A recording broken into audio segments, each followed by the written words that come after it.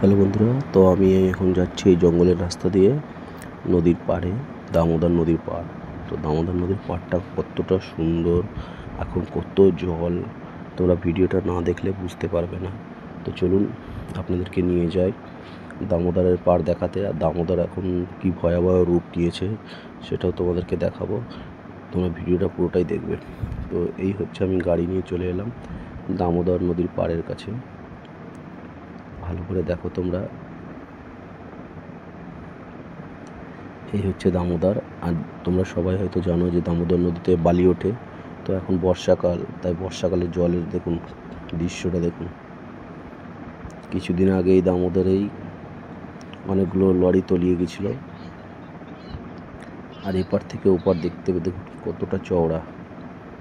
ওপারে বালির খাদানের জায়গাগুলো আপনারা দেখতে পাবেন, দেখলে বুঝতে পারবেন। দেখুন দুপাশে মানে জলের প্রভাবটাও খুব সুন্দর, জল বয়ে যাচ্ছে। আর ওপারটা মনে হয় বর্ধমান, এপারটা বাঁকুড়া।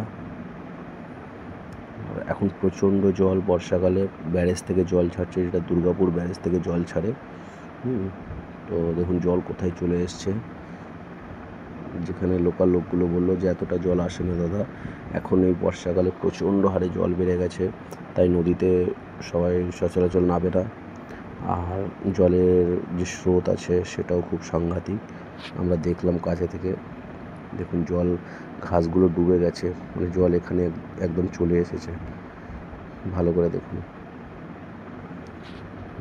প্রচণ্ড জল, আরও নাকি জল বেড়ে যায়। তো সত্যি খুব সুন্দর লাগলো দেখতে। তো গ্রামের দিকে এসে নদীর পাড় এইসব জায়গাগুলো কার না ভালো লাগে, আশা করি সবারই ভালো লাগে, আমারও খুব ভালো লাগলো। সেই জন্য আমি ভিডিওটা আপনাদের জন্য বানালাম। তো ভালো লাগলে অবশ্যই লাইক শেয়ার করো বন্ধুরা। Thank you.